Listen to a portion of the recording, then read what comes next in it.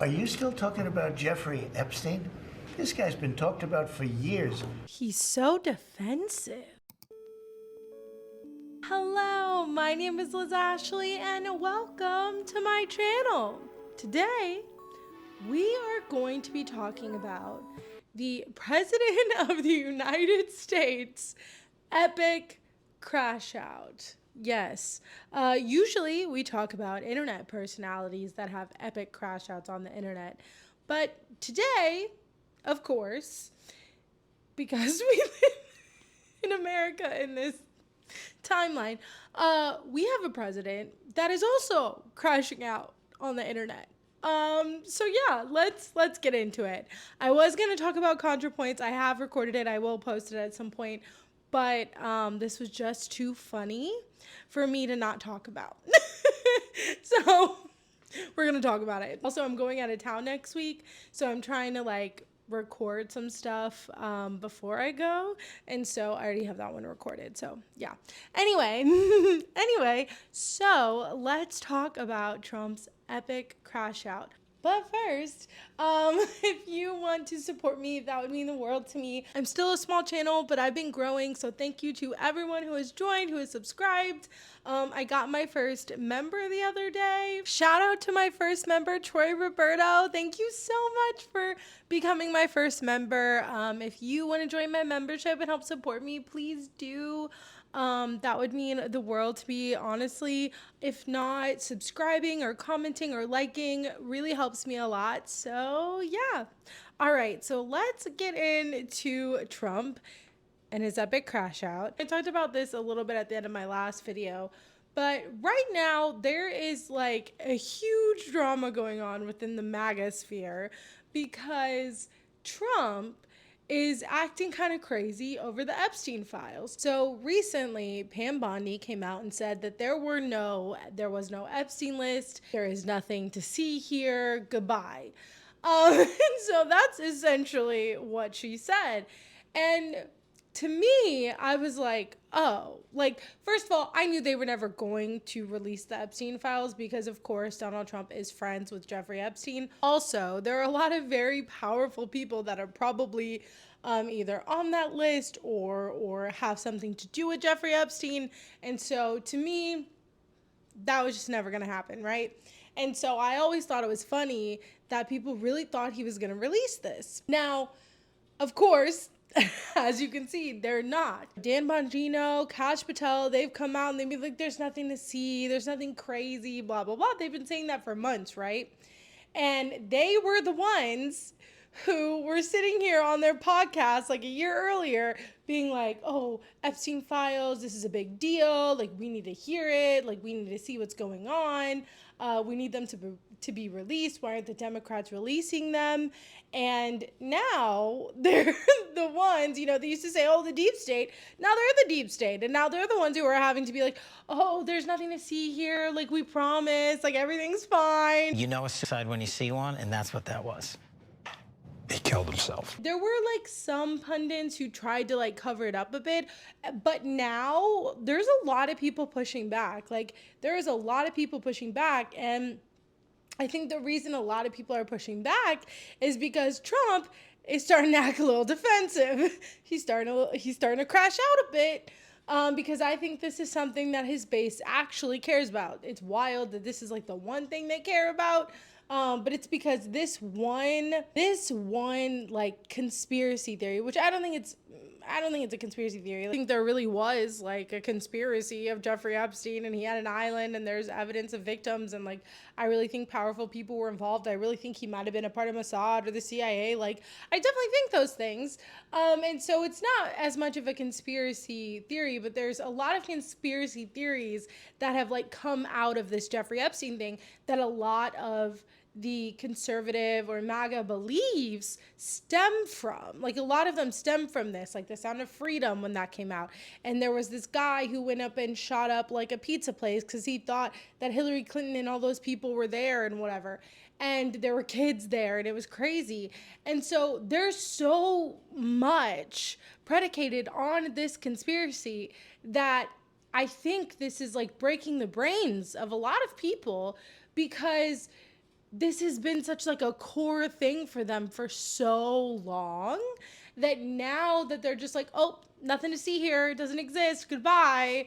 Everyone's like, wait a second, wait, what? Like you stoked this and you used this as a reason to go after all these different people for so long.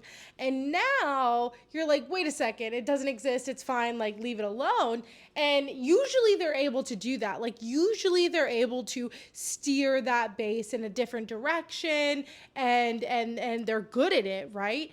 But this time there really is like because this is like a foundational thing for them, I think. And so this, like all these other crazy things that are going on, you know, him being an authoritarian fascist, that's not a big deal. They don't see that. But like this they care about, this they see, which is crazy. Even though some people are still just blaming Pam Bondi, I think that they've gotten so comfortable just like with their base believing anything that they thought that they could just come out and be like, nope, it's fine, nothing exists, and that they would believe it and they would just go along with it. But I think when this is such a core thing that they've been building upon and talking about for so long, I definitely think that it's something that's like breaking their brains a bit, because I mean, even for so long, I feel like a lot of us have been like, hey, this is never going to happen. Like, he's obviously on them, you know, allegedly. And so, because he's in the flight logs, and I think that's public. And so it's like kind of weird that, you know, they thought that he was going to do this to begin with. There were a lot of people who thought he was in on it and that he was going to bring it to light when he's president. And now that he's not, again, I think that's breaking their brains. And now there are people that are saying, oh, it's the deep state. And I'm like, okay, but they're in government, so who's the deep? So it's so weird. Like, you know, people like Alex Jones have kind of backed up a bit, have taken it back a bit, but then are like blaming Pam Bondi. So in this press briefing, someone asked her about it, and before she could even answer, Trump interrupted her and was like, why are we still talking about this? What is going on? Why are we still talking about this? And was so defensive. Could you say why there was a minute missing from the jailhouse tape on the night of the set? Yeah, sure. If I Pam, could, could I just interrupt for Sure. 1 second? Are you still talking about Jeffrey Epstein? This guy's been talked about for years. You're asking, we have Texas, we have this, we have all of the things. And are people still talking about this guy, this creep? That is unbelievable. Do you want to waste the time, and do you feel like answering? I don't mind answering. I mean, I can't believe you're asking a question on Epstein at a time like this, where we're having some of the greatest success and also tragedy with what happened in Texas. It just seems like a desecration, but you go ahead. And it really just kind of, like, a lot of people after that were like, oh. Like, okay, so, like, you're a part of it. There was even, like, one lady who oh, my God, they did it on I've Had It. They talked about this, but it was kind of crazy. This lady, her tweet was like, I've done all these things for Trump. I went out and I did I did all these flyers and all this stuff for, what was it, like 3,000 Mules or whatever the hell. Whatever the hell that movie was, Dinesh D'Souza made. And so she did all these things. But when she saw Trump being so defensive and like not caring and very callous about all of this, she was like, I'm done. I can't do this. And it's really interesting. A lot of right wingers are starting to like come out about this. Now, something I think yes, this is a fracture. It is. I think the media pundits are all gonna, maybe like Tucker Carlson, maybe there are some outliers that are going to keep harping on this, but I do think that for the most part, a lot of the content creators, a lot of the podcast guys who are saying stuff now are going to backtrack a bit or are just going to forget about it in a few months. I think some of the base is actually going to fracture off. I do think this is something that was very important to them. I also think it's really easy for a lot of people who are in that base to explain stuff like this away. And that's why I think it's weird they don't have a better excuse, because if they did have a better excuse and they actually, like, I don't know, had a plan or something, I feel like that this would have gone over better. But just because they kind of just like dismissed them or like there's nothing after building it up for so long and doing that influencer folder thing and talking about it everywhere, like to just shut it down like this, I think was really dumb of them. And I don't understand why they did it that way. But I just think they took for granted how much their base listens to them and believes them. And I think they thought this was going to be like everything else, where they just tell them, oh, it's this, and that they would just go along with it, because when it comes to like everything else that everyone else thought was going to be a fracture, like the war or, like this big, beautiful bill, all these different things, they didn't create that much of a fracture. But this is something that actually is. And so I don't think that they were expecting this. But people like Andrew Schultz have come out and have been like, oh my God, this is crazy. Like, I can't deal with this. Like, that's horrible. Like, we're the stupid ones. And I'm kind of like, yeah, you were. Like, you were. Like, I'm sorry. I'm like, all these podcast bros are like seeing the light now, which I don't think that they are. And that's been a lot of the commentary online right now on the left, is like how much of this is like actually them seeing what's going on, or they're just like culture vultures. They just, whatever's popular in that moment is what they go with, and they don't actually have these held beliefs, which I definitely believe, which is why I think basing political output, or basing like political strategy or narrative based on what some of these podcast bros or whatever are talking about, I just think it's dumb, because I'm like, they don't actually care. They're just saying whatever they think is popular, and that's what they're doing. I don't think they actually care, nor do I think this is actually going to change their minds. Like, I don't have a whole lot of faith that they're gonna care and that they're gonna do anything. I also think that like they've gotten us into this moment, like a lot of them have, and they didn't care to think about any of this beforehand, when all the evidence was there, when everything was there to show them that he was lying or that it wasn't going to go the way they thought. They didn't care, And so I just think it's stupid to give them any kind of praise. But Cenk, of course, thinks he's like vindicated now, and he like tweeted about it. And I'm like, I don't think you're vindicated, because you thought that they were anti-war. You thought that they were actually populist, and they're not, and they're proving that they're not. This just happens to be something that a lot of culture war issues have stemmed from. This just happens to be something that a lot of the conspiracy theories that people believe in have stemmed from this, and it was such a foundational thing for them that I think this is, I do think this is something that could fracture some of the base off. Again, I think pundits and them, I think a couple months from now it won't matter. I think they're gonna like what they're doing with ICE. I think they're gonna like what they're doing with a lot of different things. And, I think that's just what's gonna happen. I don't think this is gonna last super long, but I do think this is something that's gonna hang over him, especially with how he's reacting. And so, something else that he did over the weekend that made me want to talk about this is actually his truce on Truth Social. Because on Friday, I believe it was either Thursday or Friday, Dan Bongino protested and didn't go to work. Breaking news, sources tell CNN that Deputy FBI Director Dan Bongino has told people that he's considering resigning amid a major clash between the FBI and DOJ over the continued fallout from the release, or lack thereof, of the Jeffrey Epstein memo. Which is funny, because like I said, him and Kash Patel have been on all these different interviews and have said that oh, there's nothing there, like we looked, there's nothing, like you should believe me. And now Dan Bongino is in protest of Pam Bondi and is saying Pam Bondi needs to get fired for him to come back. And so Pam Bondi's a scapegoat, but what I think is actually really funny is I think Dan Bongino just doesn't want this job. I was telling this to my dad earlier. I was like, I just don't think Dan Bongino wants this job, because there was an interview of him where he was like, man, I gotta get up every day, I gotta go to work, I don't see my wife as much. I gave up everything for this. I mean, my wife is struggling. I'm not a victim. I'm not Jim Comey. It's fine. I did this, and I'm proud I did it. But if you think we're there for tea and crumpets, well, I mean, Cash is there all day. We share it. Our offices are linked. He turns on the faucet. I hear it. Stare at these four walls all day in D.C., by myself, divorced from my wife. Not divorced, but I mean separated, divorced. And it's hard. I mean, we love each other, and it's hard to be apart. And I remember laughing, because he's so used to doing his podcast that he's not used to having a job.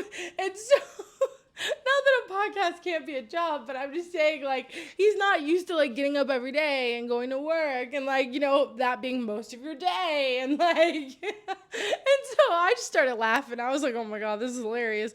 I'm like, oh, so you have a job. You have a job, Dan Bongino. Also, anytime I talk or hear Dan Bongino, I always hear that song, I want to be like Dan Bongino. Ah, da, da, da, da, da, Dan Bongino. About the man in the stairs. He kinda looks like Dan Bongino. Grandma tries to tell me not to go down there, but I would be safe with Dan Bongino. I wanna be at the RNC. I wanna be like Dan Bongino. I wanna be at the RNC. I wanna be like Dan Bongino. But anyway, and so he's like in protest. He wants Pam Bondi to get fired, and that's what a lot of people are doing. Like, I think they're trying to make her the scapegoat, but Trump doesn't seem to want to do that. And I think that's because she's been there for him for a while. When she was the AG in Florida, and she could have like done a lot of stuff about Epstein then, and she didn't. When he had his like school or whatever, his online school, Trump University, like she went easy on him for that. And so she's put herself on the line for him a lot. It doesn't seem like he wants to get rid of her. And so the other day, over the weekend, this is what he posted on Truth Social. And it is like it is really like made things like a million times worse.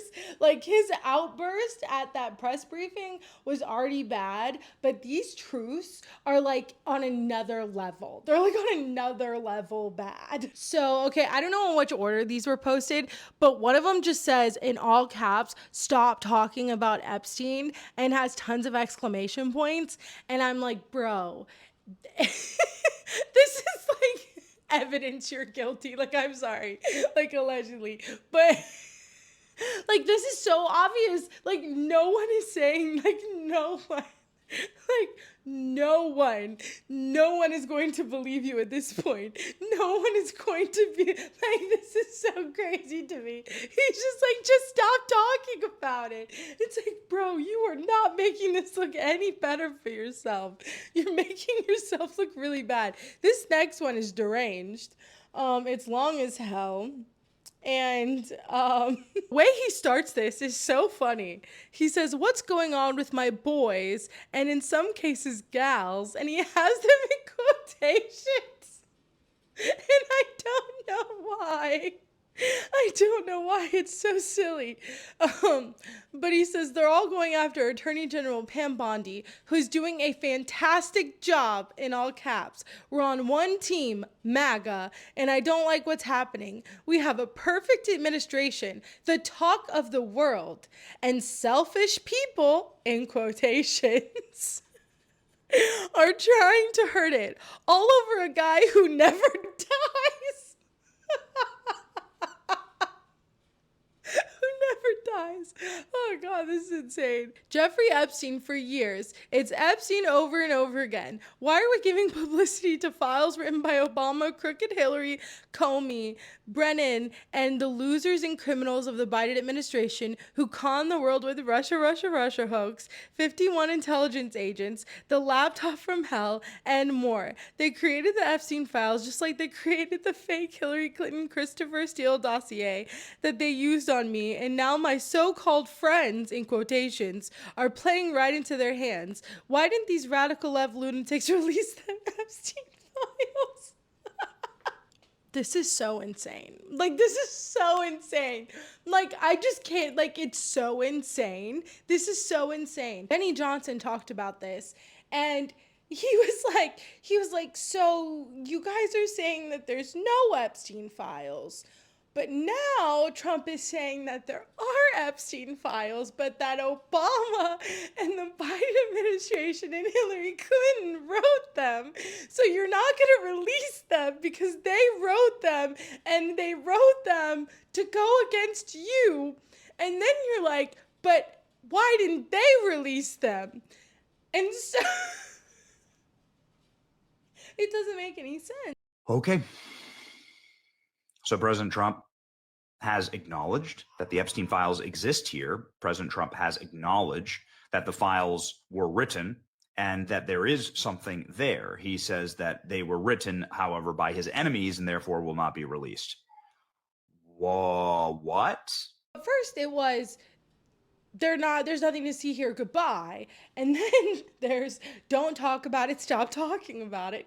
And now, because people are not going to stop talking about it, he goes, they do exist, but the Democrats wrote them to try to, I guess, harm me or try to, something against me, because he's talking about the Russia, and all the lab, all this other kind of, all these other things. And he's saying that they made this up too. They made up the Epstein files to make him look bad. So obviously that means you're implicated in them. So you're admitting you're implicated in them. But because you're implicated in them, it's the Democrats' hoax on you. But also, the Democrats didn't release them. But if it was supposed to be bad about you, I feel like they would have released them. It doesn't make any sense. It is the ramblings of an insane man. The contradictions are so apparent that it's kind of hard for a lot of his supporters not to see it. I think there are going to be a lot of people that explain it away. Like, there's a lot of people who still are not admitting that he's on it, or still not saying that he's on it, and just blaming, the people around him. But in these tweets, it's kind of almost obvious that he's the one that doesn't want to release them. And so I don't know what's going to happen from here. Again, I don't have a whole lot of faith that this is going to ruin his presidency or ruin his plans or whatever. I do think that it's positive that there are people who are seeing those contradictions and are like, okay, well, if he's lying about this, what else is he lying about? I don't think the media pundits are going to do that at all, because they're not honest actors. They're not coming at this from good faith. And so I just think that right now they're placating to their base, but I do think eventually they'll pull back a bit, like Alex Jones has. Honestly, I'm done talking about Epstein for the time being. I'm going to trust my friends in the administration. I'm going to trust my friends in the government to do what needs to be done, solve it, balls in their hands. I've said plenty this last weekend. But I do think that these truths are insane, and I don't know how people are going to react to it. There are people like Nick Fuentes that are over here burning their MAGA hats, which Nick Fuentes has been going after Trump for a while now, because he's not being right-wing enough for him, which is psychotic. Don't think that this is going to change the trajectory of what's going on, or his base or his presidency. I think people are going to explain it away somehow, like they typically always do. And I think the pundits, once he does something they like, they'll be, talking about that. I'm worried that the more dissent he gets, the more violent the state will get. And so that is what I am worried about that. But I think it's a good thing that there are some people that are going to fraction off, but I also don't think that this is going to change the base completely, if that makes sense. But all right, that was Trump's epic crash out lately. Tell me what you think below. And yes, please subscribe, all the things. If you want to join my membership, that would mean the world to me. And yeah, I will see you in the next video. Bye.